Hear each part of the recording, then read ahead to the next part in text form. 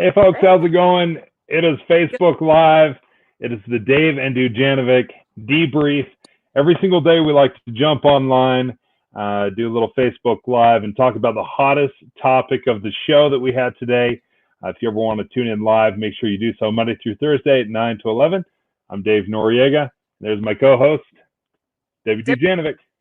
So the hottest topic of the day was also the only topic of the day. Wearing face masks. In fact, I wish I would have grabbed mine. It's I'm in my kitchen right now, and it's right over there. You got yours? Let's see it, Dave. Oh, wow. Yeah. Oh, there you go. That's a no-sew face mask, right? It is a no what? A no-sew? No. What are you talking about? This is totally sewn. Look at this. I'm going to show you. See that? There's it. Sewed. Oh. Sewn. Oh, that's Look, awesome. even on the... Well, today, the governor's office came on live on the show, and they talked about how they're making 2 million face masks to give away. All you got to do is go onto the coronavirus.utah.gov website. It's right there. Mask for every Utahn. There's a tab. Yeah. You click on it. You can get up to 6 masks per household. I think I'm going to go on that after we're done here and order myself a mask. Although I've got a mask, but it's not really comfortable. It just it's that really fancy N95 mask I've had for sitting around here for 20 years. I cannot believe you have an N95 mask. First of all, Right? That's incredible. Right? I can't believe you didn't donate it to the Noriega family. That's super selfish. Right? Now, I think one of the questions we were having is, are you team mask or do you hate masks? Do you refuse to wear a mask no matter what? Is it your silent protest because you think this has all been an overreaction? Or are you going to listen to the governor? Are you going to listen to the mayors and say, you know what? You want me to wear a mask, I'll wear a mask. Well, I think Mayor Jenny Wilson of Salt Lake County really stepped on the gas with that issue today when she announced what businesses are going to look like as we begin to reopen the economy, reactivate the economy this weekend. And she was very firm with this. It's about time that everybody start wearing a mask. And it sounded like when we were airing the press conference live today during our show, that she was willing to use law enforcement to some degree or health department officials to enforce egregious violations of folks who aren't social distancing or gathering in groups of 20 or more, or who aren't wearing masks. And I go to the grocery store in a mask and I look around and a lot of other people aren't wearing masks. And that kind of bugs me because we talked about this today. The data shows that 25% of us are transmitted or have the virus and don't know it. So we're walking around without masks and running the risk of transmitting it to somebody who doesn't want the virus. Nobody wants the virus. Yeah.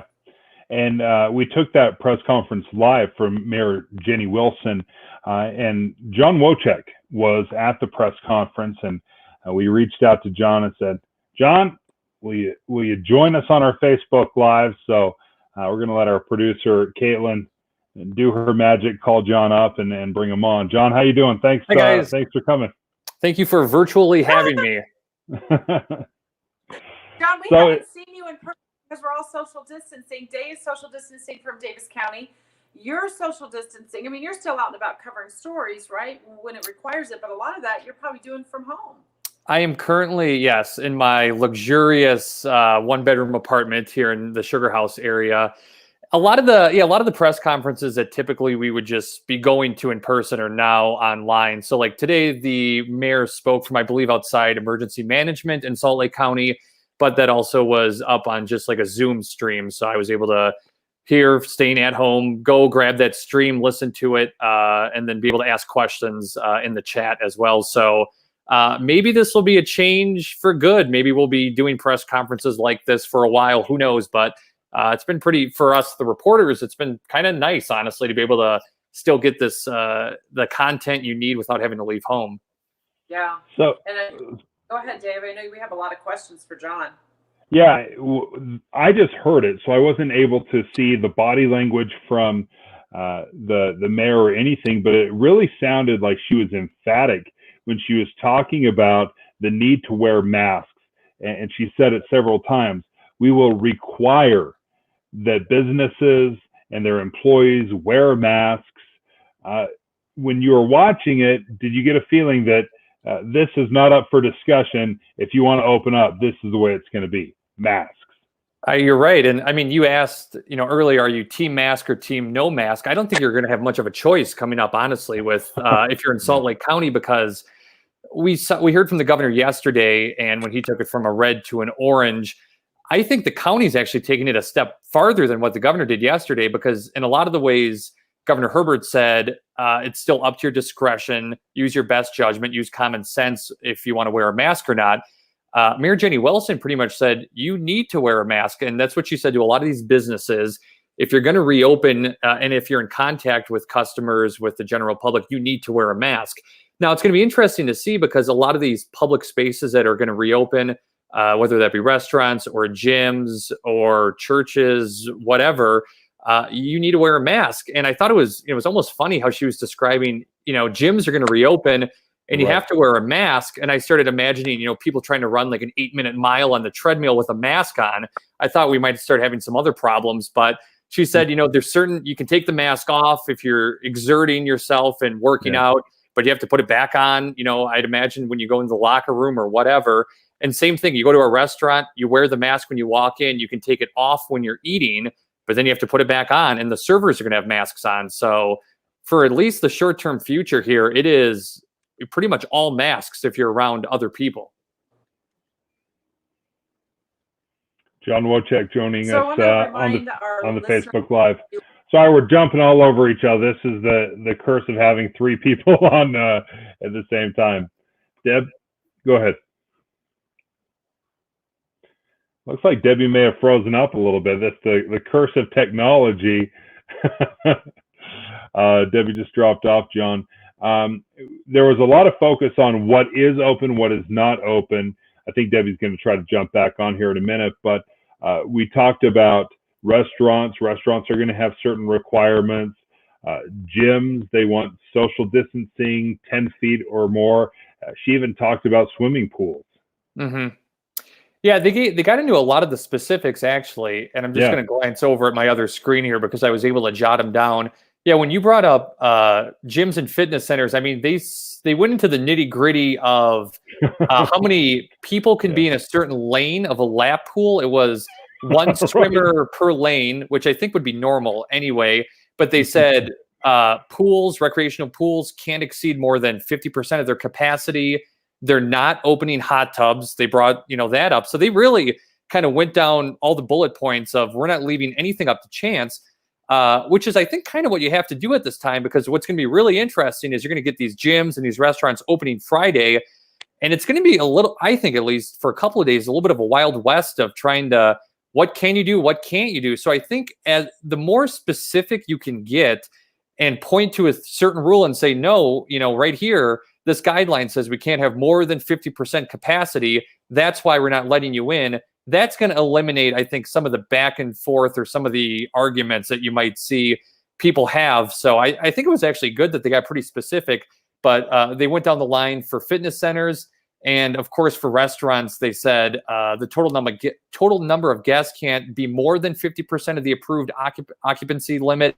And of course, we keep hearing about 20. That seems to be the magic number now, is they don't want more than 20 people. It was 10. Now they're saying 20 for a lot of these different areas. So it's going to be interesting. I mean, we talked a little bit before we went on air here. There's going to be some spots where 20 is really tough. I mean, a lot of these restaurants or bars, 20 is nothing. I mean, on the weekends, they make their money by having hundreds of people in these places. So 20 is going to be interesting. And then we talked about, public gathering spaces like churches. I mean, if you are someone who attends a religious service, you look around, there's well over, at least 100 people at that. And it's going to be difficult if they have to tell someone, no, sorry, you're the 21st or the 22nd person to get here. We can't let you into to mass or whatever you celebrate. That's going to be a tough situation. So I imagine today and tomorrow are the days where these business owners or the people that oversee these areas are meeting with other people and saying, okay, what's our plan here? Because, Friday is coming up soon here. Or if you're a religious institution, Sunday is coming up quick here. Yeah. Let's get a plan together. John Wojcik, thank you so much for taking the time and giving us a little insight. I'll let you get back to work. You're still working. You're still working on stories, so we'll make sure we tune in Thanks, on KSL News Radio. Thanks, John. We're waiting for Debbie to return, and Caitlin, you can let John go. The wrong button. Oh, no, there we go. I thought you cut me out, Caitlin. But there's a few things that really stood out to me. Again, it was all about the masks. Today on the show on Dave and Dujanovic, we were talking about masks and the importance of them. And I think one of the big differences, this is my mask, is, the masks, it's a little different, right? They're uncomfortable. You can't hear really well. Kind of muffles the way you speak. But I think the big change for me is that the reason we wear masks. I always thought that when we were wearing masks, we were trying to prevent others from infecting us. And we learned that unless you have one of the high-end masks, that doesn't happen. The reason you wear masks is so that you don't infect others.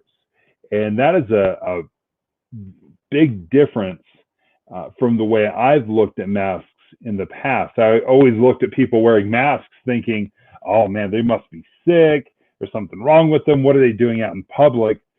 But really, it's responsible.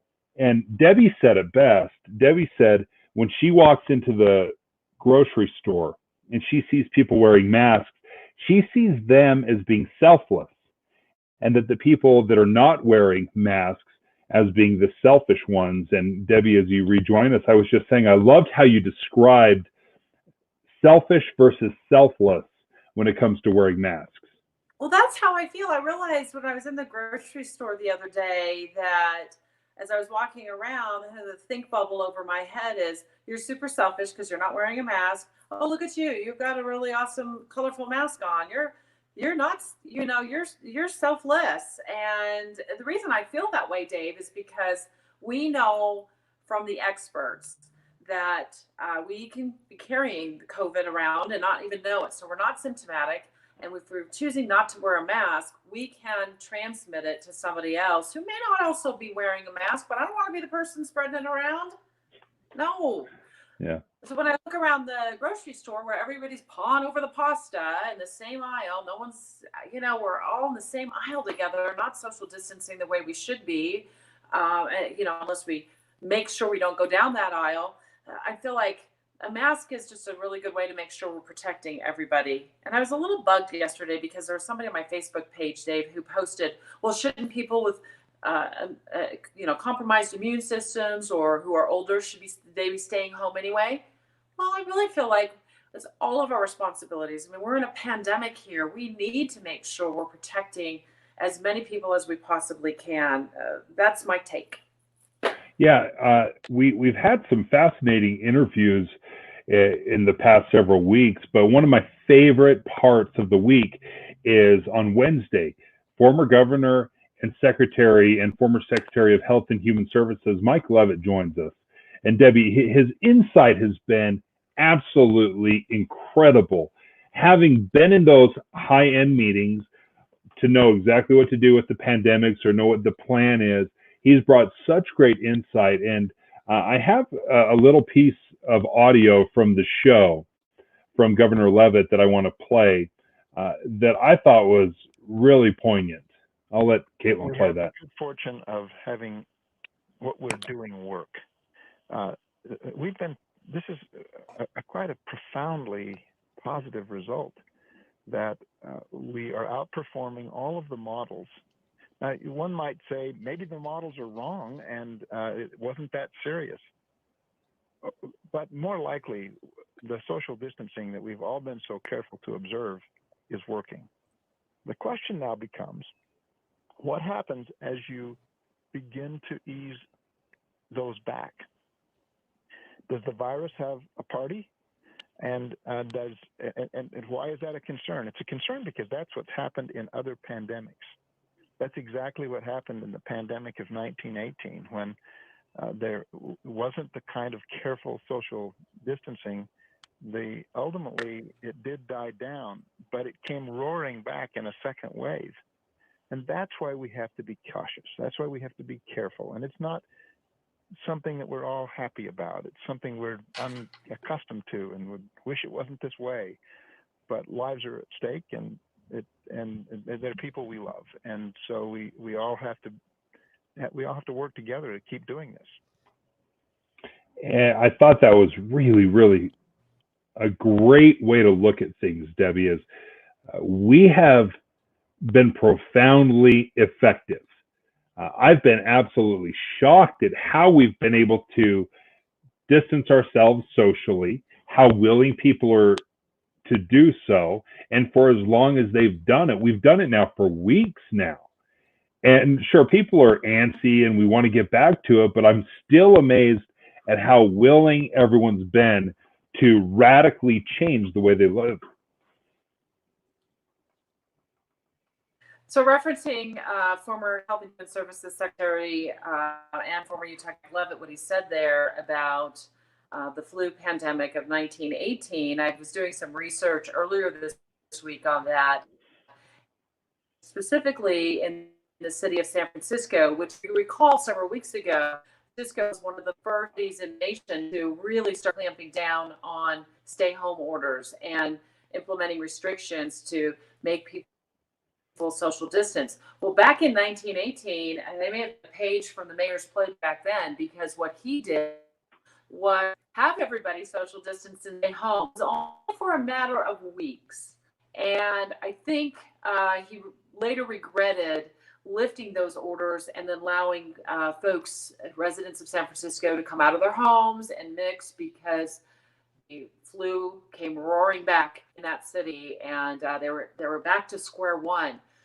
So as we proceed with caution, as Mayor Wilson has talked about, and also former Governor Mike Levitt on our today, I think lies ahead, and that's why we need to, as Governor Levitt says, step slowly onto the frozen ice as we walk across the pond so we don't fall in.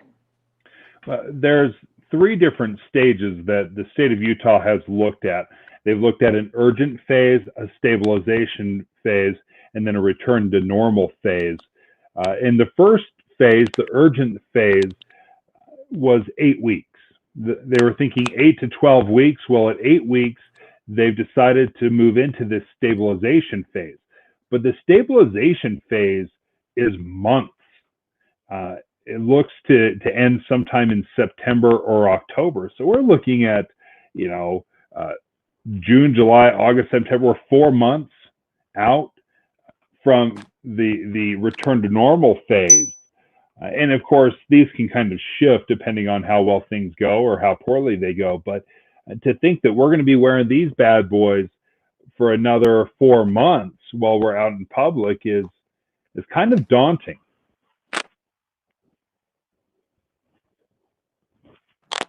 So this is pretty cool. I like the way it looks. It looks like Debbie is frozen up. Debbie doesn't have, I don't know if Debbie is ignoring me or if she just froze. Looks like she froze. But anyway, folks, we want to tell you how much we appreciate you joining in on the conversation. Thanks for sending us texts and messages in the show. So if you ever want to tune into the show, Dave and Dujanovic, it's Monday through Thursday, 9 to 11. We got one more show this week, and we hope you join us for the live show. So thanks again, and we'll see you tomorrow.